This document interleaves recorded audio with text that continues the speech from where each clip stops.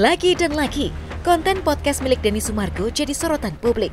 Beberapa waktu lalu, mantan atlet bola basket nasional itu undang Ferel dan Atala untuk bicara terkait dugaan KDRT terhadap sang ibu, Vena Melinda. Tunjukkan sebuah video permintaan maaf Ferry yang terjadi justru menimbulkan kekecewaan di ranah keluarga Ferry Irawan. Pertama-tama, saya sangat-sangat prihatin ya. Artinya ini persoalan rumah tangga yang seharusnya bisa diselesaikan secara kekeluargaan. Tapi karena ada peran dari oknum-oknum yang ada di sekelilingnya Mbak Vena sehingga menjadi persoalan hukum dan melebar kemana-mana.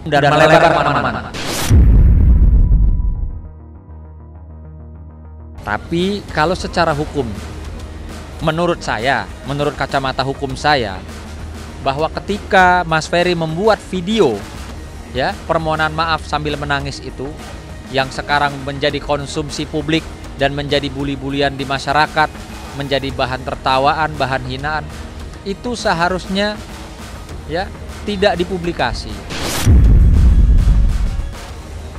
Anak-anaknya dari Mbak Vena diduga memperlihatkan, mempertontonkan video yang sebenarnya tidak boleh untuk dikonsumsi publik. Jadi kalau misalnya saya nangis-nangis minta maaf kepada istriku atas perbuatanku dan itu diposting oleh siapapun, itu bukan pencemaran nama baik. Bahkan itu malah meningkatkan nama daripada orang tersebut karena dia mau minta maaf atas kesalahannya. Orang-orang yang disomasi nggak usah khawatir. Kalau you terlalu khawatir, datang ke gua, ya, gua bantu lu hadapin gratis.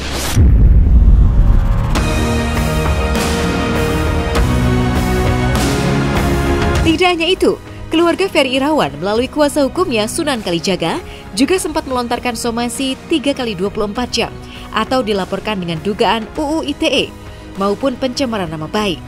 Berusaha menunjukkan itikat baik, Denny Sumargo kabarnya sudah meminta maaf kepada keluarga Ferry Irawan.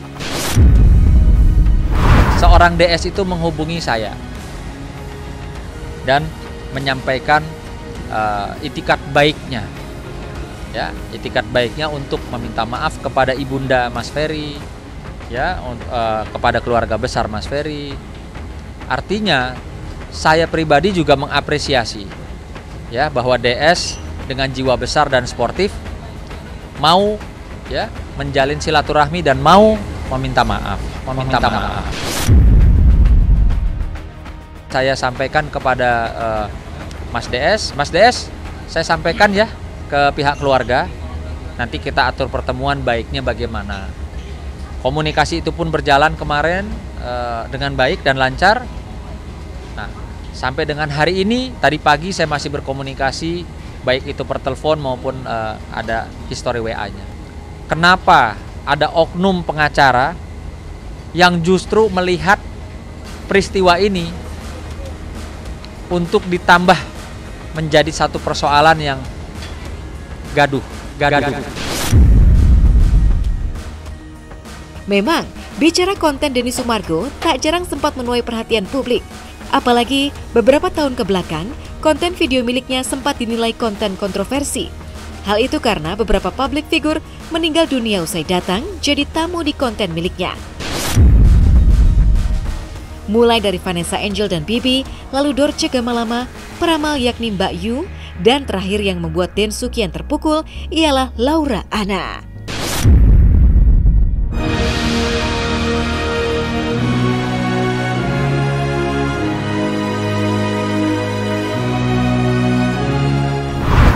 Pasangan fenomenal Lesti dan Rizky Bilar 2 hari lalu baru saja sambangi Polda Metro Jaya, didampingi oleh kuasa hukumnya. Masih teringat, kala itu Bilar dan Lesti sama-sama enggan angkat bicara terkait kedatangannya. Rupanya, maksud dari kehadiran mereka ialah jalani pemeriksaan terkait pelaporan pada 10 Januari 2023. Iya, Bilar dan Lesti melaporkan haters yang diduga selain mengujar kalimat kebencian, juga mengancam keselamatan mereka.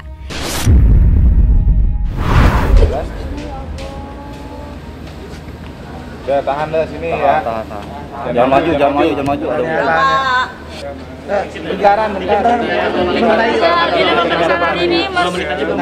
Mengenai gimana bang? Mengenai laporan di atas mungkin seperti apa bang? Bang, laporan tentang apa bang? Gimana bang? Dede mana Dede? Bentaran aja Bilar.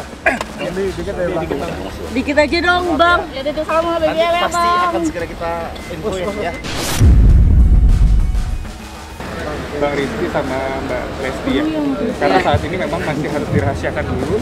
Untuk kepentingan apa nanti akan kita kembali sampaikan. Belum selesai soalnya. Ini soal haters atau seperti apa bang? Nanti kita akan sampaikan. Mohon maaf ya Mbak. Lanjutkan kapan lagi bang? Iya. Dalam waktu dekat nanti kita akan sampaikan. PAPK atau seperti apa tadi bang? Laporannya kapan? Pemerintahan. Nanti kita akan klarifikasi dengan jelas kok kepada teman-teman media terkait apa maksud dan tujuan dari Mas Rizky sama Mbak Lesti datang ke Polda pada hari ini. Ada sekitar berapa pertanyaan bang? Bukan. Bang, ada sekitar Infonya berapa kan karena pertanyaan? haters bang. Kemarin bang. Tujuan kehadiran Mas Rizky dan Mbak Lesti hadir di Polda Metro ialah untuk memberikan keterangan terkait dengan keterangan dan klarifikasi terkait dengan laporan pada pasal 29 Undang-Undang ITE yang telah dilaporkan pada tanggal 10 Januari tahun 2023. Kurang lebih sekitar 10-12 pertanyaannya. Kalau untuk Mbak Lesti hadir mendampingi Mas Rizky tadi malam, kapasitasnya ialah sebagai saksi. Saya coba sedikit jelaskan ya. Ini ada dua hal. Yang pertama, proses pemeriksaan sendiri sudah memakan waktu yang cukup lama tadi malam, karena memang sebelumnya beliau ada agenda lain, sehingga mengakibatkan cukup lelah ya dalam mau menyampaikan statement.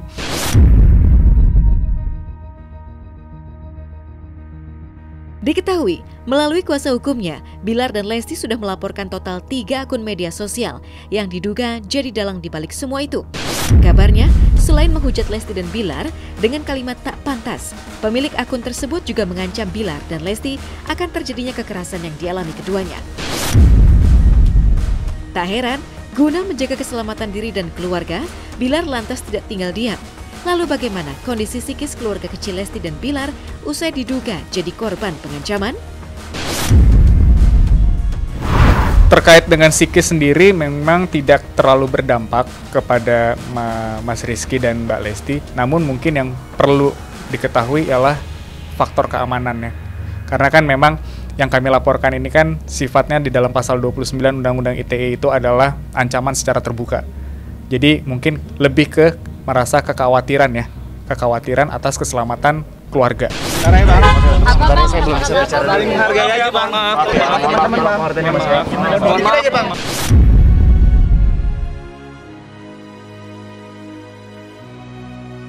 Memang, ini bukan kali pertama Bilar dan Lesti melaporkan haters. Masih teringat, dulu Bilar juga pernah melaporkan seorang haters yang menghujat putranya BBL secara fisik. Bilar selalu pasang badan bila ada seseorang yang mengancam keselamatan serta orang-orang tersayang jadi sasarannya. Ini udah pernah saya lakukan. Tapi saat itu kebetulan memang saya tidak mempost. Saya tidak tega sebetulnya. Gitu. Tapi kalaupun nanti once memang saat saya harus melakukannya itu untuk memberikan pelajaran kepada orang lain, ya mungkin saya akan melakukan. Tapi sebenarnya untuk kemarin tuh saya pernah melakukannya sekali di pengacara yang sebelumnya, itu saya pernah melakukan. Tapi memang saya tidak pernah publish karena tidak tega memang kelewatan, apalagi khususnya anak saya sih, kalau saya sih ya udahlah gitu. Tapi kalau anak saya mungkin saya akan memberikan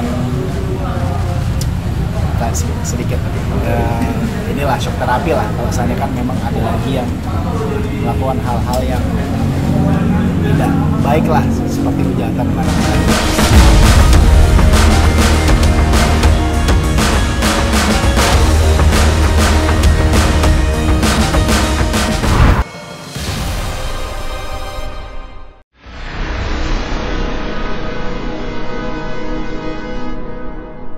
Jadi jangan lupa untuk subscribe Cumi Cumi.